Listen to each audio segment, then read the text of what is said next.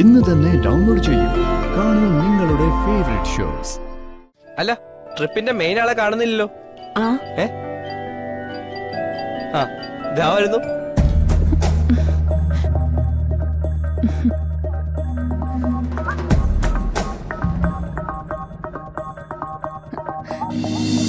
എന്തൊക്കെ പറഞ്ഞാലും ഐശ്വര്യച്ചിക്ക് ഒരു അടിയുടെ കുറവുണ്ടായിരുന്നു. അത് സീതാന്റി എന്നെ പരിഹരിച്ചല്ലോ, നന്നായി. അമ്മയുടെ പ്രായമുള്ള ആന്റിയെ കൊണ്ട് കാലുപിടിപ്പിച്ചതിന് അർജുനേട്ടനൊന്നും ആവശ്യമായിരുന്നു. ഐശ്വര്യ ചേച്ചി അനാഥയാണെന്നല്ലേ പറഞ്ഞത്? അപ്പോ അമ്മയുടെ അച്ഛന്റെ സഹോദരങ്ങളുടെ ഒന്നും വില അറിയാൻ വഴിയില്ല. അതൊക്കെ പോട്ടെ, ഞാനിവിടുത്തെ സാറും ഒരു സ്ഥലം വരെ പോകുന്നുണ്ട്. താൻ വരുന്നോ? ഇല്ല, നിങ്ങൾ പോയിട്ട് വാ. വെറുതെ വാന്നേ. രമമ്മയുടെ ഇവിടെ ഇല്ലല്ലോ, അപ്പൊ പോയിട്ട് വരാം. പിന്നെ പോകുന്ന വഴിക്ക് ഫാം ഹൗസിൽ കയറി ദാസേരനെ ഒന്ന് കാണാം. ഇടയ്ക്ക് കുറച്ചു ദിവസം ദാസേരനെ കളഞ്ഞു പോയല്ലോ. കളഞ്ഞു പോയിട്ട് തിരിച്ചു കിട്ടിയ ശേഷം പുള്ളിയെ താൻ ഇതുവരെ കണ്ടിട്ടില്ലല്ലോ.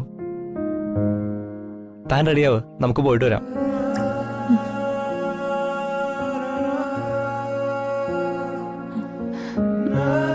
ഞാൻ പോയി അച്ഛനൊന്ന് കണ്ടിട്ട് വരാല്ലേ അമ്മ?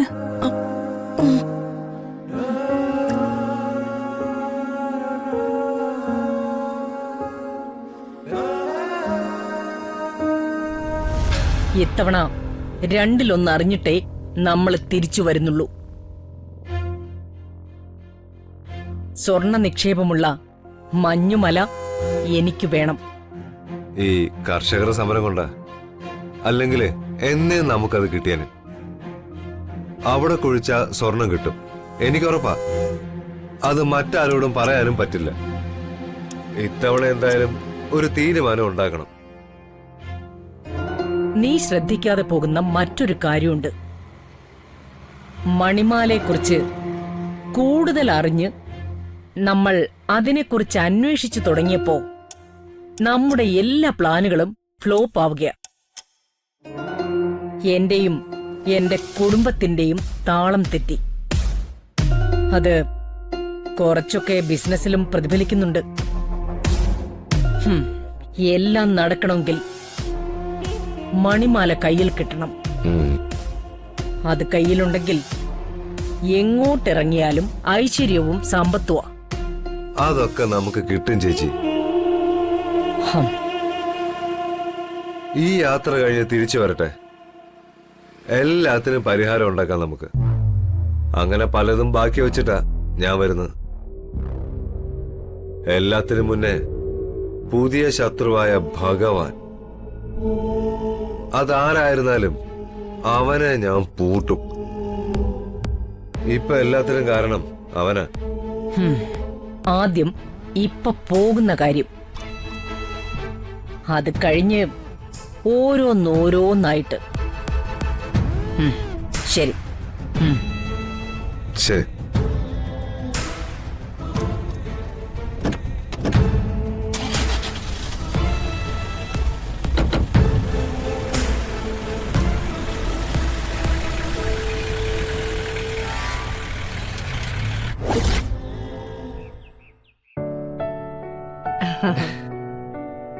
പോയിട്ട് വരുമ്പോ മുത്തശ്ശിക്ക് എന്താ കൊണ്ടുവരണ്ടേ? നീ എന്തു കൊണ്ടുവരും? മുത്തശ്ശനെ ഒഴികെ എന്തു വേണേലും പറഞ്ഞു കൊണ്ടുവരാം. നീ മുത്തശ്ശനെ കൊണ്ടുവരണ്ട, ഞാൻ മുത്തശ്ശന്റെ അടുത്തോട്ട് പോയിക്കോളാം. പൊന്നു ബാനു, ചതിക്കല്ലേ. അതെ, ഇനി എന്തെല്ലാം കാര്യങ്ങൾ ഉള്ളതാണെന്ന് അറിയോ? ഓ, അർജുനേട്ടന്റെ കുഞ്ഞിനെ കാണണം, ആ കുഞ്ഞിന്റെ വിവാഹം. ഓ, അതൊക്കെ കഴിയുന്നവരെ ഒന്ന് പിടിച്ചു നിൽക്കണേ. അപ്പൊ നിന്റെ വിവാഹോ? അത് കാണാനാ എന്റെ വലിയ ആഗ്രഹം. ആ ആഗ്രഹം ഞാൻ കണ്ടില്ല എന്ന് നടിക്കുന്നില്ല. നമുക്കുടനെ തട്ടിക്കൂട്ടാന്നേ. ഇറങ്ങാം. ഞാൻ എപ്പോഴേ റെഡി. എന്താ നോക്കിയിരിക്കുന്നേ? ഞങ്ങളെ യാത്രയാക്കുന്നില്ലേ? വാ വാ. നോക്കി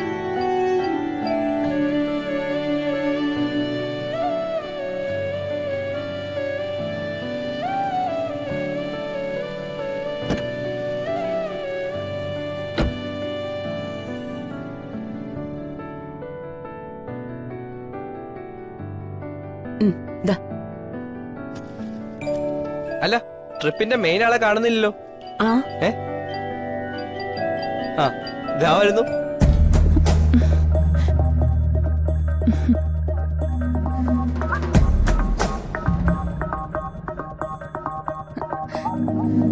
ഞാൻ ലേറ്റ് അല്ലല്ലോ. ആ പെട്ടെന്ന് കയറി വാ.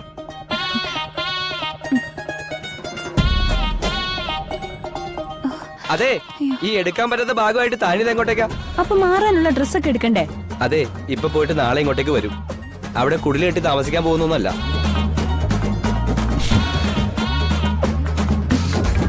കളിയാക്കണ്ട. 5 ജോഡി ഡ്രസ്സും എണ്ണയും രാസ്നാദി പൊടിയും പൗഡറും, അങ്ങനെ എനിക്ക് വേണ്ട സാധനങ്ങൾ മാത്രമേ ഉള്ളൂ. അപ്പോ നമുക്ക് ആവശ്യമായതൊന്നുമില്ലേ? 5 ജോഡി ഡ്രസ്സോ? അപ്പോ മണിക്കൂർ ഇടപെട്ട് ഞാൻ കാർ നിർത്തി തരാം. തിരിച്ചു വരുന്നതിന് മുമ്പ് ഇത്രയും ഇട്ട് ചേർക്കണ്ടേ?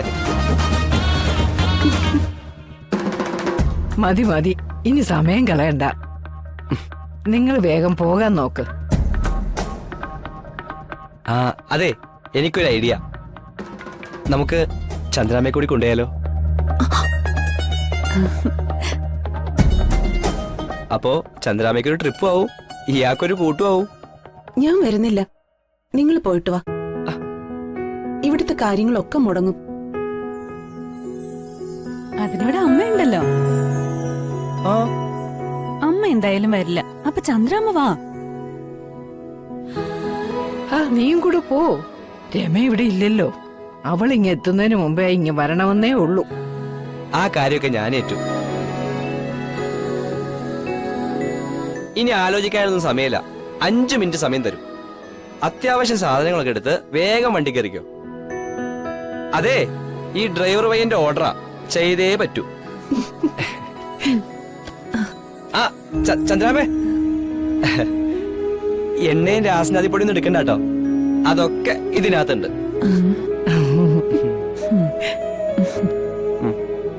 ഞാൻ എടുക്കാം. അയ്യോ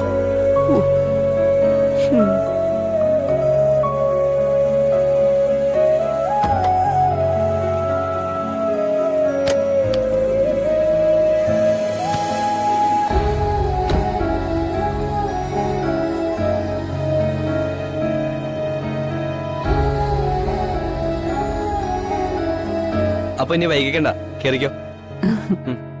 മുത്തശ്ശി കൂടി വരായിരുന്നു. അവിടെ തണുപ്പല്ലേ മോനെ? ഓ. കേറി കേറ്, വേഗം കേറ്, വാ. പോയിട്ട് വരാം. പോയിട്ട് വാ മോനെ.